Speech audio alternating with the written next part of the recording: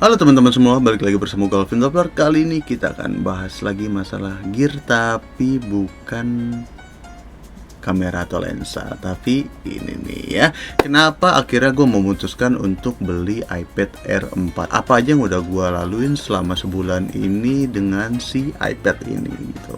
Oke, kita simak lanjut ke pembahasannya.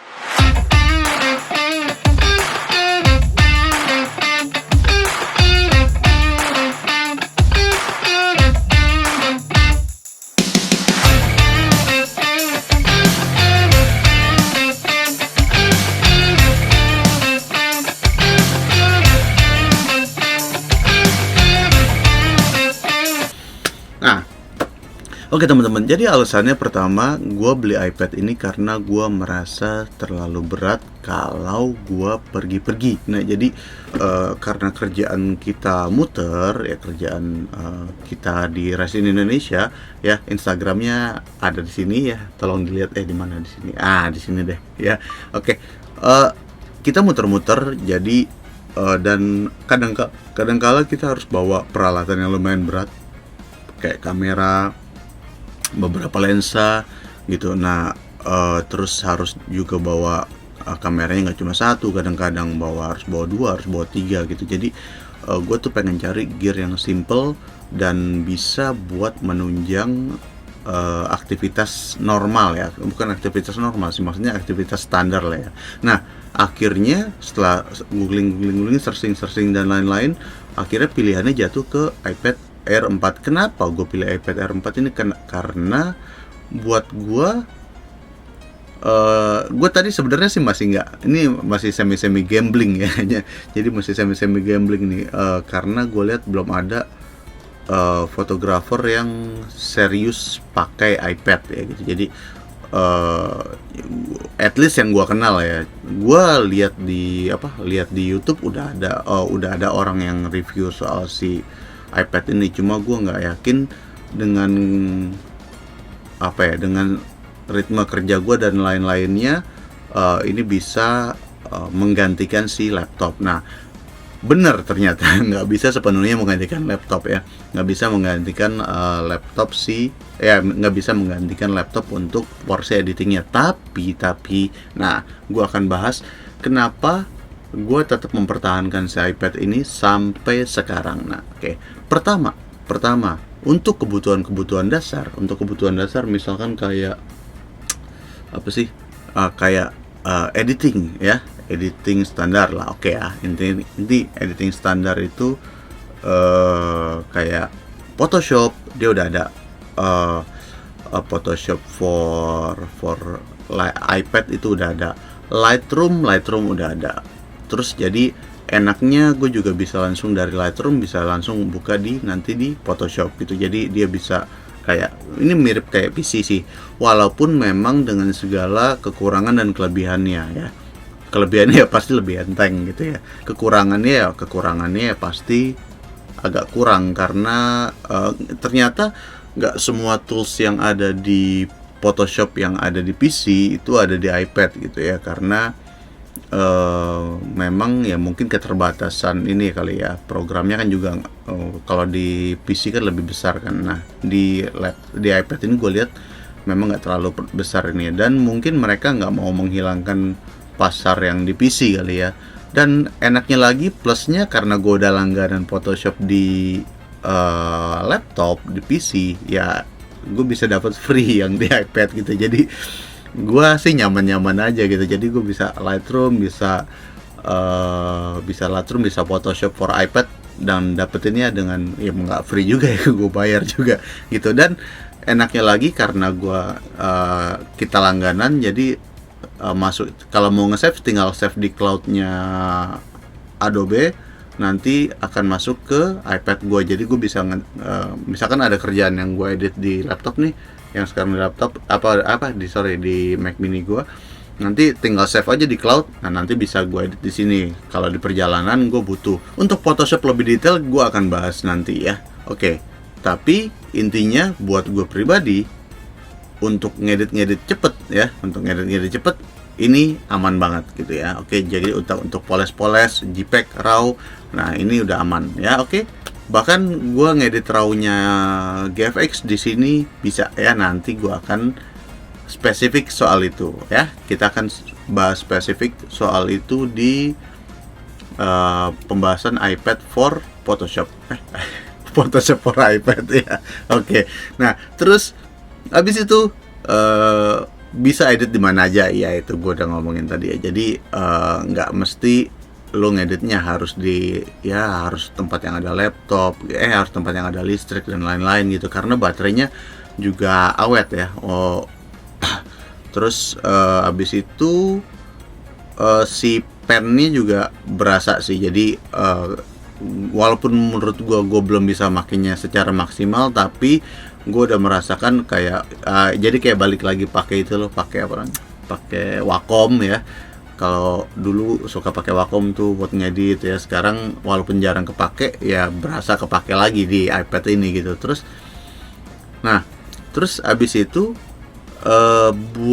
nah ini penting nih, sebenarnya tujuan utama gue beli iPad itu biar gue bisa ngetik dokumen di iPad gitu. Jadi kayak misalkan kadang-kadang kita lagi trip kemana, lagi pergi kemana gitu, bawa laptop terlalu berat, dan kadang-kadang kita butuh cepet, kayak misalkan bikin quotation, bikin invoice. Gila, ini nggak boleh ditunda-tunda nih bro ya. Bikin invoice, terus bikin apa lagi namanya ya, intinya ngitung harga, ngitung modal, ngitung macam-macam lah ya. Nah itu bisa gua lakuin langsung di iPad. Sebenarnya bisa di iPhone sih ya, di iPhone bisa, tapi buat gua itu kekecilan banget layarnya, jadi harus ngeliat gini nih, nah gitu. Terus ya gitulah.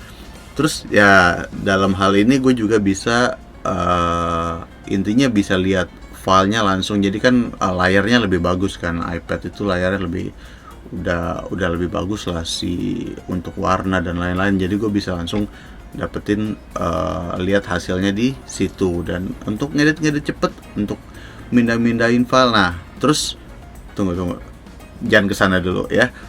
Jadi intinya untuk ngerjain dokumen gue udah bisa langsung kerjain di sini, dan ini connect langsung ke laptop gue, ke Mac Mini ini gitu. Jadi langsung masukin ke cloud, dokumennya udah dapet. Jadi quotation yang lalu gue nggak usah pindahin ke ini. Nah jadi karena ada iCloud, langsung bisa dibuka di iPad-nya gitu. Jadi bener-bener buat gue pribadi ini sangat membantu sekali ya, khususnya untuk kerjaan mobile gitu. Dan kita nggak bisa bawa laptop ya, bukan nggak bisa bawa laptop, bisa sih, tapi ya dengan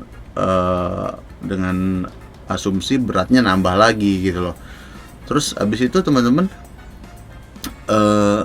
buat gua iPad ini bisa juga buat menunjang presentasi gua. Jadi kalau gua presentasi, gua bisa langsung di iPad. Nah gini caranya. Jadi intinya sih gini, gua dari iPad itu bisa mirror, bukan dari laptop bisa mirror ke iPad. Nah iPadnya itu bisa kita gerak-gerakin buat presentasi itu. Jadi bisa kita next dari sana ya, bisa buat jadi remote lah intinya. Nah enaknya lagi kan bisa dioret-oret, bisa dicoret-coret dari sana. Jadi orang yang mendengar presentasi lu itu akan lebih mengerti gitu. Istilahnya kita bisa ya bulet-buletin ya, misalkan hitung-hitungan bisa taruh langsung di sana gitu. Nah bisa coret-coret langsung gitu. Jadi itu enaknya gitu. Jadi dan kelihatan lebih techno banget kan ya. Jadi presentasinya pakai iPad kan lebih lebih menjual diri lebih bagus ya, intinya gitu ya. Terus habis itu teman-teman, nah ini kebutuhan dasar yang paling penting sih sebenarnya. Jadi kalau gua hunting, pergi kemana-mana keluar kota gitu kan, storage-nya memory card-nya kadang-kadang kurang ya. Nih gue kasih tahu ya, gue kasih lihat ya, memory card gue segini kurang nih. Nah ini nih, ini tuh kurang tuh, ya ampun ya. 64 GB 1, 2, 3, 4, ada 4, satu lagi di sini, ada 5 berarti, ada 5. 5 memory card UHS-2 64 GB dan 2 memory card 64 GB yang UHS-1 buat cadangan gitu. Jadi kadang-kadang itu kurang gitu. Jadi kita harus bawa gue tuh harus bawa si ini nih SSD ya, buat SSD-nya mana sih dia. Nah, dia nggak dapat fokusnya karena terlalu deket ya. Jadi gue harus bawa SSD. Ini 1 tera, ini 1 tera, ini juga 1 tera gitu ya.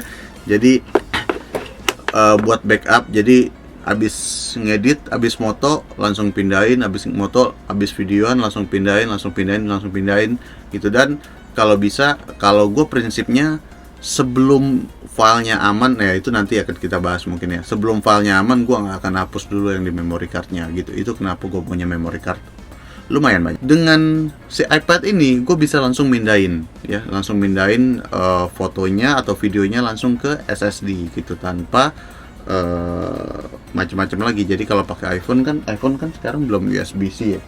Jadi aduh bentar nih.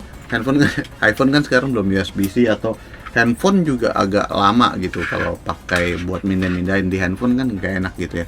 Jadi si dongle ini yang buat Mac ya, yang buat USB-C ini bisa gue pakai di iPad gitu. Jadi dia langsung colok, ini bisa masuk memory card, bisa ada SD cardnya juga, card readernya langsung. Jadi lo bisa mindahin langsung filenya dengan si iPad ini. Jadi benar-benar ringkas gitu. Dan walaupun memang speednya mungkin nggak, karena UHS-1 ya, ini kan si ininya UHS-1, walaupun speednya nggak secepat PC, tapi ya lebih nyaman, tinggalin tidur, bisa tinggalin mandi, tinggalin ngapa-ngapain gitu. Jadi lebih cepat ya. Walaupun dengan mungkin ada kekurangannya di file transfernya ya. Kalau lo pakai si bawaan dari iPad, dia agak ya ada beberapa minus lah. Tapi gue pakai software lain yang berbayar dan bisa memindahkan dengan lebih akurat gitu ya. Oke, nanti mungkin akan kita bahas lagi belakangan ya. Tapi intinya sih itu. Jadi untuk pekerjaan gue, untuk backup udah cukup tuh. Backup, edit tipis. Terus abis itu buat foto-foto bisa. Nah, terus gue juga cari yang bisa buat edit video. Nah, itu kenapa gue pakai si iPad Air 4 ini gitu. Jadi iPad Air 4 ini kalau buat gue pribadi udah nyaman banget. Bahkan gue ngedit 4K 60 terus 4K 60 fps terus pakai F-Log ya. Itu di laptop gua yang i7 dulu ya, i7 MacBook yang Retina yang 15 inch itu buka aja susah ya. Tapi dengan si iPad ini dia dengan lancar banget bukanya gitu. Jadi nggak ada lag-lagnya ya. Dia baru nge-lag tuh kalau misalkan lu terlalu banyak ngasih efek-efek gitu ya, lower third dan lain-lain. Nah gitu. Untuk edit videonya sekarang ada CapCut yang dia kayaknya baru. Gue ada CapCut for iPad, terus ada juga yang gue pakai sekarang itu LumaFusion. Jadi beli dia ya, beli berapa, GoPay kalau nggak salah ya. Jadi beli LumaFusion, terus abis itu udah, nah ngeditnya pakai itu deh ya. Cuma memang lo harus membiasakan diri untuk pakai si LumaFusion ini, atau misalkan CapCut ini, karena gue bilang sih feelsnya gue bilang tuh rasanya beda ngedit di laptop atau di PC yang presisi gitu, sama ngedit di iPad gitu. Jadi pasti ada trial errornya lah ya gitu. Nah, terus cuma so far gue udah coba. Jadi ada video gue yang sebelumnya yang si XT4 itu sama Tamron 1770 itu ngeditnya bener-bener di sini semuanya gitu. Nah, untuk masalah grading agak repot nih, karena emang ya mungkin guanya belum terlalu bisa untuk di grading di iPad ya. Jadi kalau ya warnanya ada yang kemarin agak ngaco dikit gitu ya. Ya udah itu dimaafin aja ya. Itu namanya juga belajar ya. Terus abis itu nggak ada isu sih, tapi paling isunya kayak misalkan kalau mau upload ke YouTube harus lewat PC dulu ya, itu sih no problem sih. Mungkin dari LumaFusion-nya sih bisa, cuma gue belum coba gitu. Jadi kalau misalkan mau upload ke YouTube dan lain-lain. Nah, cuma si LumaFusion ini ada pembaruan nih. Di yang sekarang kalau dulu lu harus ekspor dulu filenya ke internal iPad-nya. Jadi mau nggak mau space yang lo butuhkan itu harus space yang besar gitu. Jadi lu nggak bisa pakai iPad yang 64 GB kalau misalkan lu ngedit videonya 4K, apalagi 4K 60 gitu ya. Nah itu nggak bisa. Jadi lu harus ekspor dulu ke iPad-nya, internal memori internalnya. Nah, dengan mulai beberapa waktu yang lalu kalau nggak salah, persis sebelum gue beli iPad nih, jadi LumaFusion itu bisa edit eksternal gitu. Jadi gue tinggal colokin ini nih, tinggal colokin si SSD ini, colokin ke iPad. Nah, file yang udah disimpan di sini bisa masuk langsung ke LumaFusion-nya. Jadi ya sama kayak kita pakai laptop lah, kalau kita ngeditnya bisa langsung ke bisa langsung ngelink ke SSD-nya. Jadi begitu SSD-nya cabut ya hilang itu filenya gitu ya, loss. Tapi ya intinya enak sih kayak gitu kan. Jadi bisa ya, kita nggak usah beli SSD yang nggak usah beli iPad yang terlalu besar memorinya. Nah terus gue beli yang berapa giga? Nah, yang gue beli itu yang 256 gitu. Jadi gue tahu kalau 128 giga itu nggak akan cukup buat gue. Ya, percaya. Ya, untuk file foto, nyimpen foto aja, filenya berapa tuh? Filenya udah hampir, paling udah habis 20 sampai 50 giga sendirian tuh. Apalagi buat nyimpen video satu video itu bisa 1 giga ya. Terus abis itu ya walaupun nggak akan nyimpen video banyak sih di iPad, pasti paling nggak buat showing doang, atau misalkan video buat presentasi atau kayak misalkan Porto dan lain-lain. Nah itu baru masuk ke iPad mungkin. Nah terus abis itu programnya akan banyak, gue yakin gitu. Jadi program yang gue pakai mungkin ada beberapa program yang memang besar-besar kayak Photoshop, Luma, dan betul saja ternyata baru sebulan udah habis 128. Ya, itu untuk file yang macam-macam, ada file foto, ada file video, ada file lain-lain ya. Intinya sih gitu. Oke. Jadi kalau buat gue pribadi, kalau misalkan lu mau pakai beli iPad, saran gue mending better yang di atasnya aja sekalian, yang 256 sih minimal buat gue ya, kalau buat lu ngedit foto dan video gitu. Tapi kalau misalkan lu tujuannya cuma buat ngedit foto dan buat backup kayak gitu doang, 128 sih cukup banget ya gitu. Nah terus gue pernah pakai yang M1, jadi kebetulan adik gue beli yang M1. Buat gue pribadi, kenapa gue nggak beli yang M1 padahal harganya mirip nih, yang ini 256 sama M1 yang 128 itu mirip.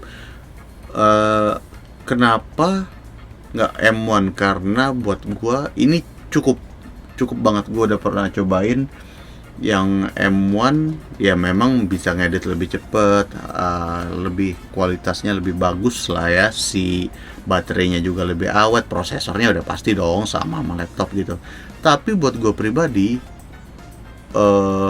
ini cukup banget, si iPad R4 ini udah cukup banget. Jadi mendingan gue save duitnya buat beli ini buat beli SSD aja gitu. Jadi daripada beli M1 yang 128 atau yang 256 terus duitnya lebih banyak, mendingan sisanya beli SSD aja gitu. Jadi SSD bisa dapat 1 tera 2 tera gitu ya.